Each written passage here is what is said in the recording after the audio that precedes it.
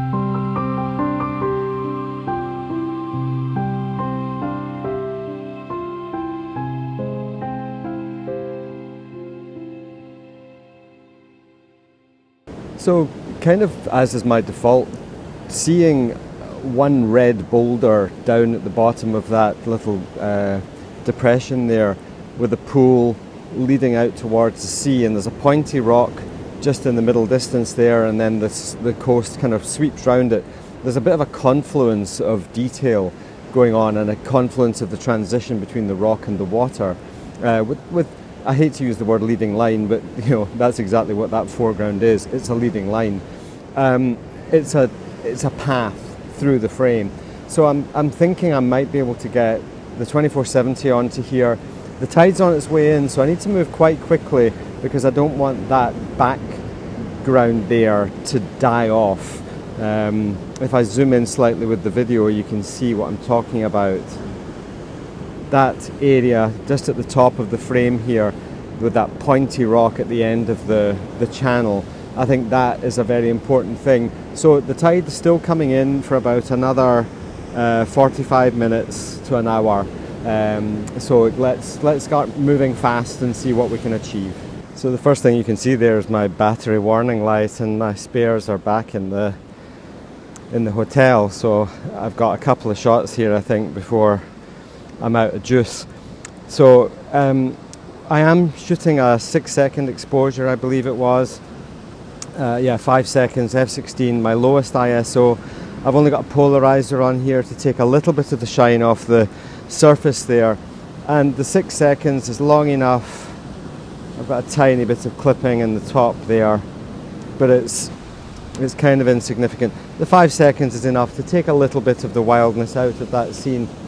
I'll just wait for a bigger wave to come in and see if that makes much of a difference. And okay, I need to, so that's getting too exposed. So I can see there I've got probably 3 seconds. So what I'll do is I'll stick a 3-stop ND filter on there, and that will take me from 3 to 6, 6 to 13 seconds or so, and then up to 25 seconds. So I'll do a 25-second exposure, and that will be me for this scene, I think.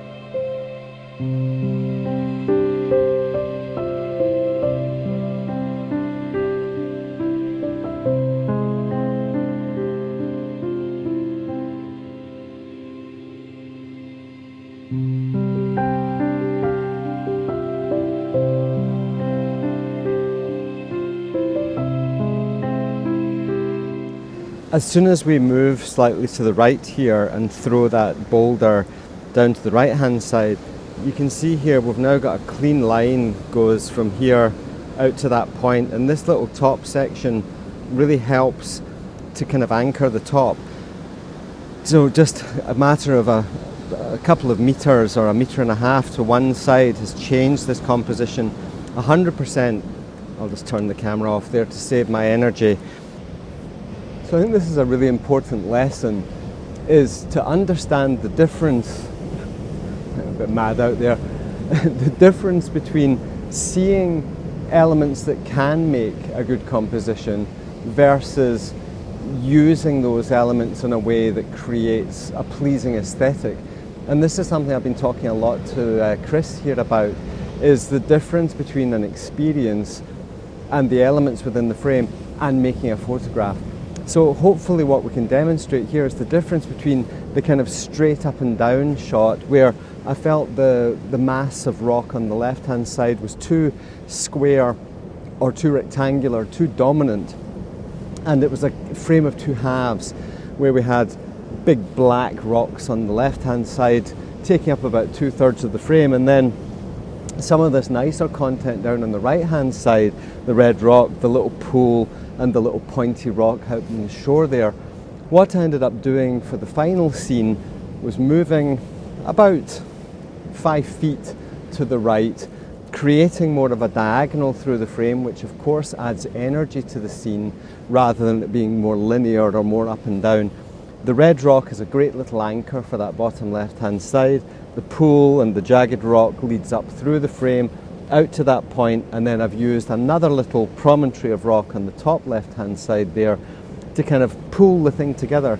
And what I've done is, I believe, is created something that feels as if it belongs together, as if all the elements are somehow additive rather than having some stuff that works and some stuff that doesn't work.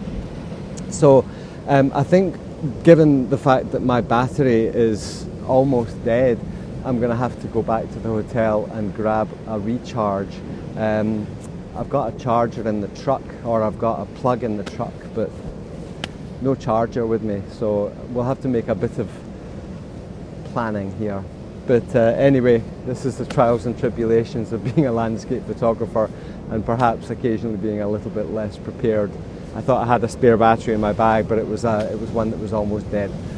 So I think I'll move, because this swell's piling in here, and later on we'll see if we can find something else that's going to perhaps be another nice photo.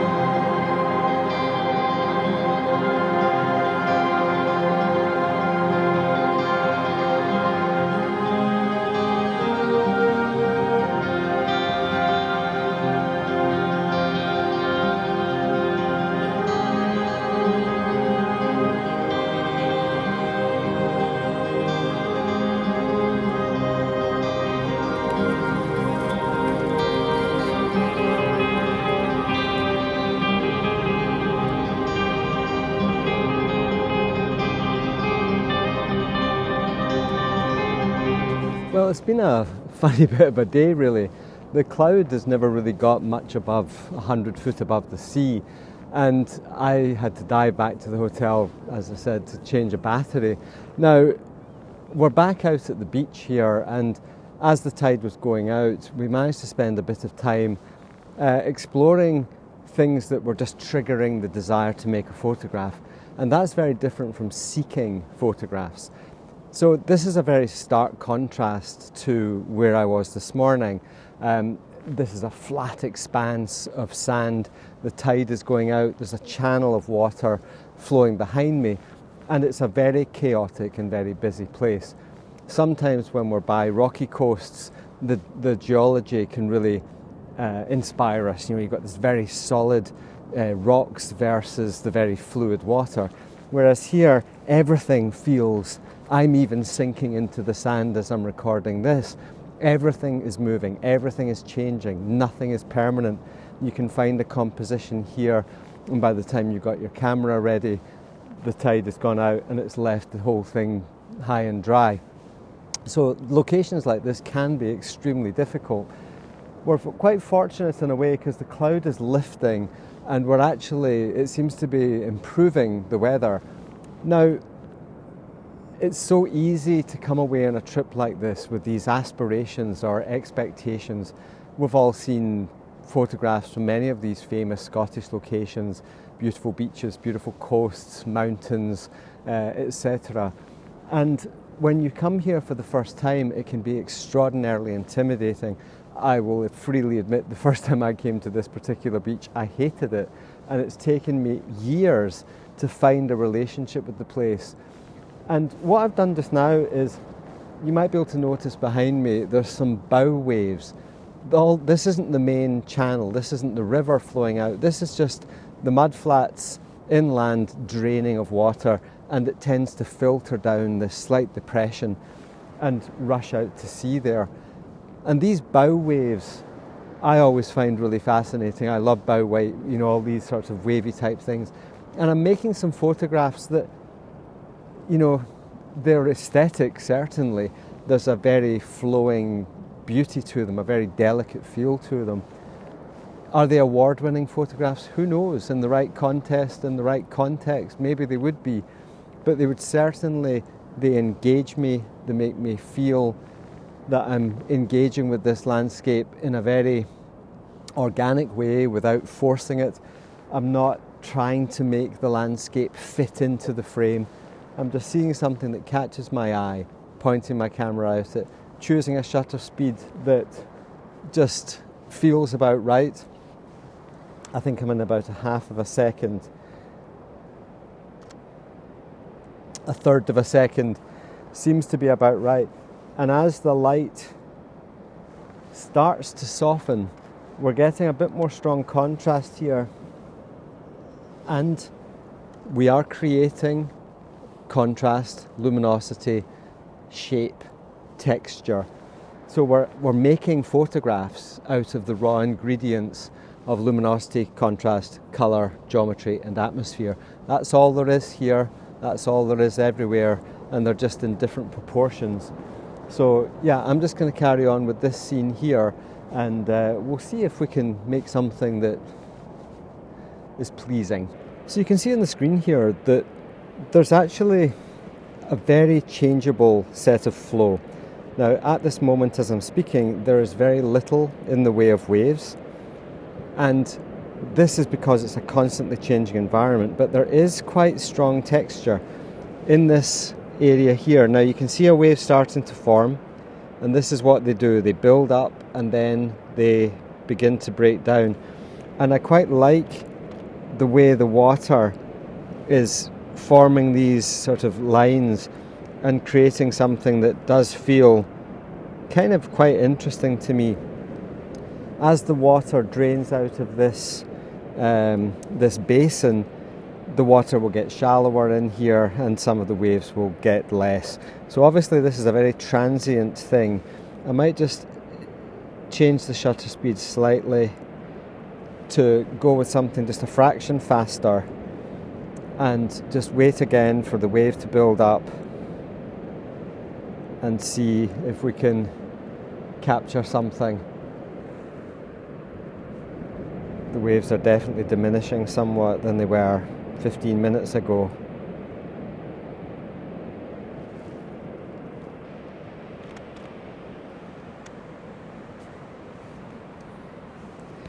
But oddly enough, I do find these shots, there's a sort of hypnotic quality to the event, and sometimes you've just got to bear with it and keep trying, and eventually, see, I like that one. See, we've got a little bit of texture in the sand down here coming through.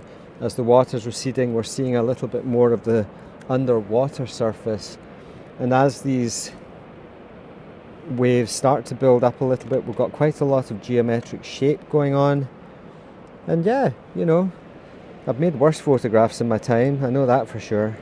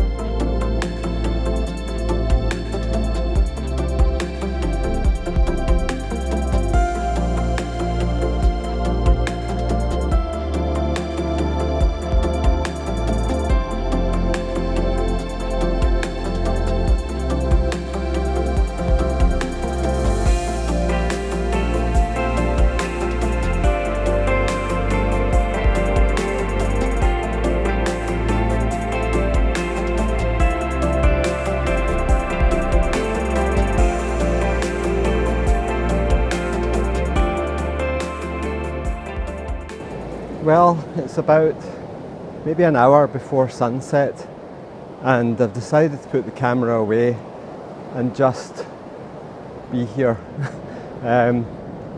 It's been a very interesting day. The combination of maybe not a great night's sleep, the very heavy weather, has kind of made me feel a little bit sort of melancholic today. And I think it's, for me anyway, making photographs is about switching off all of that stuff, just getting into the landscape. And I know today that I've forced photographs. I've tried to make photographs when perhaps there wasn't a photograph to be made, or I didn't see it. And the photographs I think I'm happiest with today are the ones that I just noticed them, and all of a sudden I felt my spirits lift, and I just felt so much better. I just felt that sort of lessening of the load to a certain extent. The images of the very delicate corner of sand with the pale blue and the pale green and just everything very diffused and atmospheric, it somehow seemed to kind of resonate with where I am and who I am at this point in time. And then the flowing water of the river. But even the stuff I did first thing on, early on today, with that red rock in the little canyon, and some of the more long exposure of the surf over the jagged rocks, all of those things were moments when I managed to switch off the sort of internal dialogue and just make photographs for the pure joy of making photographs, without an agenda, without, even though I'm making a video, even though I'm trying to show you what I'm doing while I'm out here, it didn't seem to matter in those moments. And even talking to you right now, yes, I'm talking to an iPhone and a tripod, but I somehow feel as if I'm just talking to myself. I'm narrating my own story. I'm somehow understanding what it was today that made me feel the way I was, and what it was in the landscape that made me change, and actually be driving back to the hotel feeling somewhat lighter hearted than perhaps when I left it this morning. And that surely is what landscape photography can do for us. It's not what it's all about, and it's not the sole purpose of it, but if it can change our mood and enlighten us and make us feel better about the day and make us feel better about ourselves, then that's a rare gift as far as I'm concerned. So I know it's been a bit disjointed, and there's been video here and video there, and I haven't even got the drone up today because it's been kind of wet most of the day. But it's been a journey, and it's been something I've enjoyed. And thank you for watching and sticking with it to the end. Of course, if you enjoy my rambles on camera, then please hit the subscribe button and give me a thumbs up. I very much appreciate that, and yeah, tune in next time when who knows where we're going to be and what we're doing and what we're pointing our cameras at, but one thing is for certain, it will be expressive photography. Thanks for watching. Bye for now.